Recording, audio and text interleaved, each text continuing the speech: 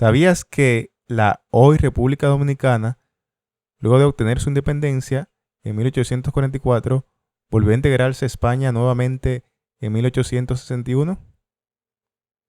¿Qué hubiese pasado si aún siguiera formando parte del territorio español? ¿Cómo sería la vida, economía y administración del país en la actualidad?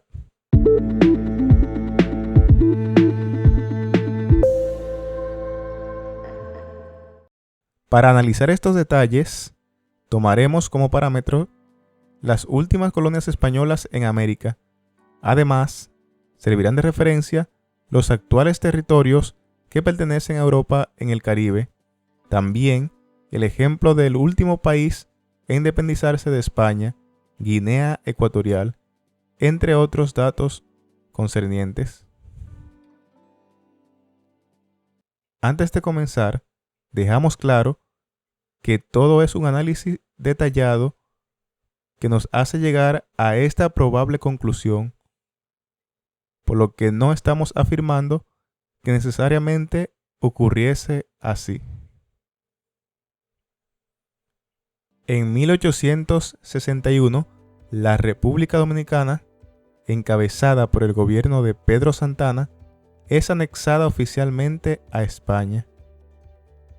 Desde entonces, el país se integra nuevamente al dominio español.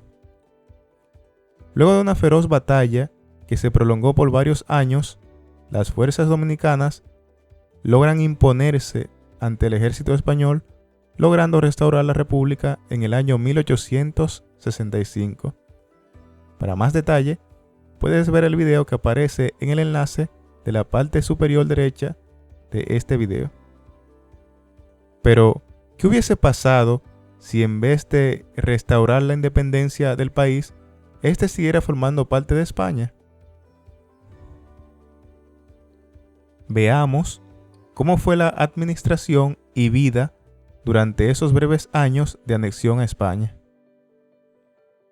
A nivel administrativo y político, el país se integró como un territorio de ultramar a España, teniendo un estatus diferente al de las provincias de la península, en el cual no contaba con representación en el gobierno y quedaba bajo jurisdicción del Ministerio de Guerra y Ultramar, y la máxima autoridad recaía en el gobernador superior civil y capitán general.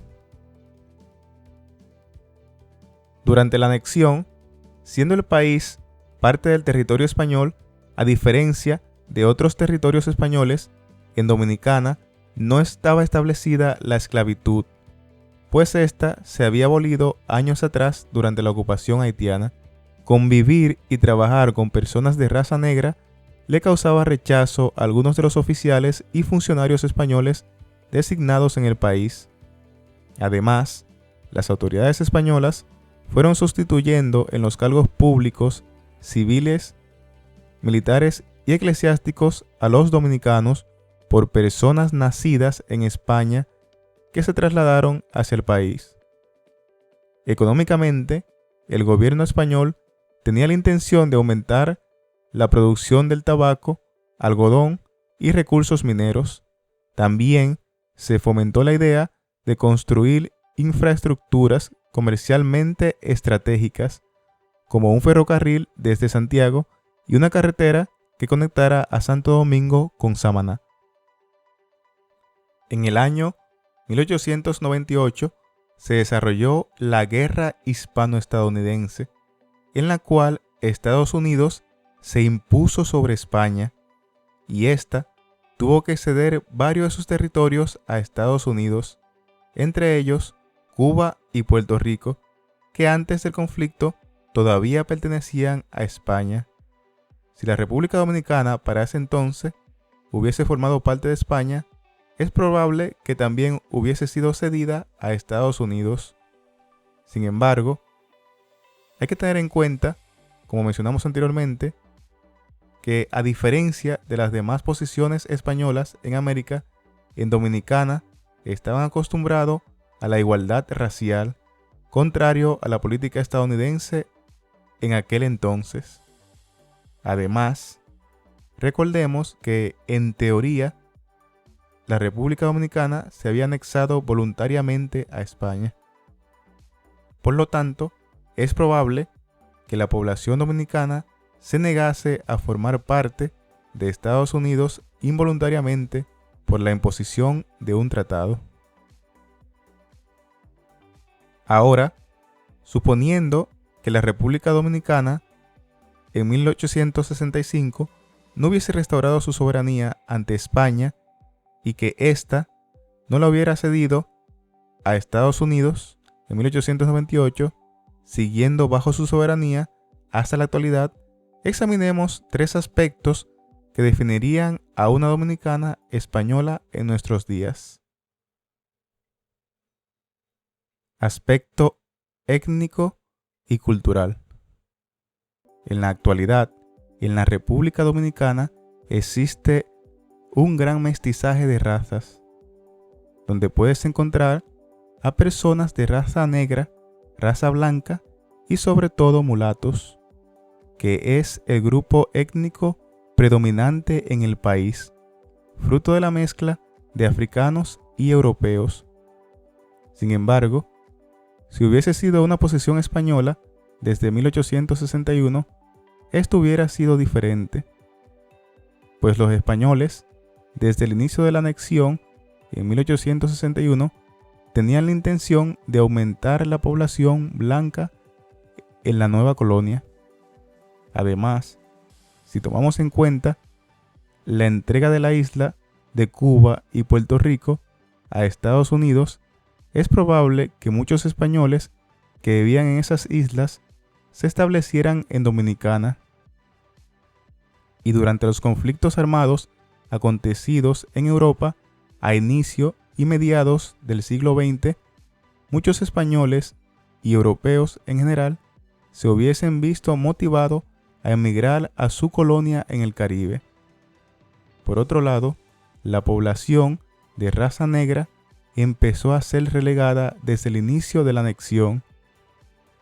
Por lo tanto, experimentaron poco desarrollo y crecimiento demográfico.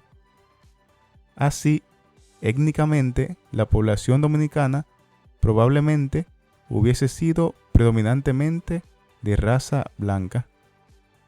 En el ámbito cultural, la República Dominicana mantiene cierta herencia española, pero adaptada a su propia esencia, adoptando elementos de otras culturas, sobre todo de la africana. Pero, si hubiese permanecido siendo parte de España, probablemente mucha de esa identidad cultural de la actualidad no hubiese sido parecida, pues la adopción de esa identidad propia precisamente se ha ido adquiriendo luego del momento de que el país restauró su soberanía en el año 1865. Aspecto administrativo político. Como detallamos anteriormente, desde el inicio de la anexión, el territorio dominicano pasó a ser administrado como un territorio de ultramar. Este tipo de administración le daba la soberanía al gobierno español sobre el territorio. Sin embargo, dicho territorio y sus habitantes no contaban con los mismos derechos representativos y ciudadanos que en España, y eran administrados por un ministerio de guerra y ultramar. En las últimas posesiones españolas y de toda Europa en general, que permanecieron bajo su dominio, se mantuvo un estatus similar a este, hasta aproximadamente mediados del siglo XX. Por lo tanto, es probable que Dominicana mantuviese ese estatus hasta aproximadamente esa fecha. Sin embargo, a partir de aproximadamente la segunda mitad del siglo XX en adelante, las antiguas potencias coloniales europeas empezaron a cambiar el estatus de sus territorios de ultramar, otorgando a los habitantes de esos territorios los mismos derechos ciudadanos que al resto de la población del país. Por ejemplo, podemos tomar como parámetro la última posesión española en el África subsahariana. Nos referimos a Guinea Ecuatorial. En 1959 se le dio el estatus de provincia española, igual que el resto de todas las provincias. Después se le dio el estatus de región autónoma, dividida en 2 provincias. Esto le daba un estatus y derecho similar al resto de las provincias y regiones de España. Tomando eso como referencia, es probable que en la actualidad Dominicana hubiese sido una comunidad autónoma española, con su gobierno local, recaudación de impuestos, división provincial interna, bandera y escudos propios, similar al resto de comunidades autónomas de España en la actualidad. Además, los dominicanos contarían con ciudadanía española. Esto le daría el mismo derecho que al resto de los españoles, como votar para elegir cargos públicos y ser elegidos, y también poseerían pasaporte español. Otro estatus que probablemente pudiese haber tenido en la actualidad siendo parte de España sería el de un país constituyente dentro del Reino de España. Para ello, tomamos como parámetro el ejemplo de 2 territorios europeos de ultramar. Son, por un lado, el caso de Curazao, que es un país constituyente dentro del Reino de los Países Bajos, y por otro lado, el caso de Groenlandia, un país constituyente dentro del Reino de Dinamarca.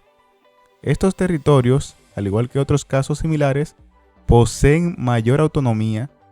Por lo general, tienen todo un sistema de gobierno propio, lo que incluye un parlamento, y también eligen su propio jefe de gobierno. En general, funcionan como un país independiente, solo que en la defensa y en las relaciones exteriores dependen directamente de la metrópoli. En ese caso, Dominicana contaría con su propio Congreso Nacional, sus propios ministerios, sistema judicial, y elegirían un presidente del gobierno. Sin embargo, la defensa del territorio, la representación en el exterior y la emisión del pasaporte estaría a cargo de España. En teoría, el rey de España sería el jefe de Estado. Aspecto económico. Durante el breve tiempo de anexión española, la economía dominicana tuvo muy mal desempeño por parte de las autoridades españolas. A pesar de las intenciones que tenían por desarrollar la economía mediante el incremento de la producción del tabaco, el algodón y el desarrollo de infraestructuras como carreteras y ferrocarril, no pudieron consolidar la economía. Pero hay que mencionar que durante su estadía se sometieron a una fuerte resistencia por parte de los dominicanos que no querían someterse a su gobierno. Además, su estadía fue muy corta, lo que no le dio tiempo a desarrollar sus proyectos. Suponiendo que hubiesen permanecido hasta nuestros días, teniendo en cuenta que algunas personas acaudaladas de Cuba y Puerto Rico tuvieron que abandonar esos territorios luego de cederlos a Estados Unidos, es probable que se establecieran en Dominicana invirtiendo sus recursos, lo que dinamizaría la economía del país. Más adelante, en el siglo XX, a raíz de los conflictos e inestabilidad política de Europa, cabría la posibilidad de que algunos empresarios de España invirtieran su capital en Dominicana, teniendo en cuenta que los productos de zonas tropicales son muy codiciados y necesarios en Europa. La República Dominicana posee un territorio con grandes atributos agrícolas, mineros, estratégicos y turísticos. En las últimas décadas, la economía española empezó a estabilizarse y alcanzar mayor desarrollo. Si ese desarrollo y estabilidad se hubiese aplicado en Dominicana con todos los atributos antes mencionados, con lo que esta cuenta, probablemente el desarrollo económico y calidad de vida en estos tiempos hubiesen sido mucho más avanzados, la agricultura, producción, la industria, el turismo, probablemente hubiesen destacado. Se podría tomar como parámetro el caso de territorios de ultramar cercanos, como por ejemplo Curazao, Martinica, San Martín y Puerto Rico, donde hay una mayor calidad de vida que en el resto de países latinoamericanos. Pero cabría la posibilidad de que no todo fuera tan positivo en aspecto económico. Otra posibilidad negativa sería que las empresas españolas solo usaran el territorio dominicano para extraer recursos y no invirtieran en la industrialización y en la preparación de sus habitantes. En ese caso, la población local estaría en mayor proporción por debajo de los niveles de pobreza que el resto de la población de España. Para ello, podríamos tomar como parámetro el caso de Guyana Francesa y la isla de Reunión. Ambos son territorios de ultramar pertenecientes a Francia, donde gran porcentaje de sus habitantes viven bajo el índice de pobreza del resto del país. Como has visto, todo fue un análisis de cómo pudo haber sido Dominicana en los aspectos étnico, cultural, administrativo y económico si hubiese continuado siendo parte de España en la actualidad. Sin embargo, la historia tomó un rumbo distinto. Como vimos, un sector de la población dominicana no quiso volver a ser parte de España y tras varios años de intensas luchas logró vencer a las autoridades españolas, logrando restaurar la independencia en 1865. Así, República Dominicana volvió a ser dueña de su propio destino. ¿Y tú, qué piensas?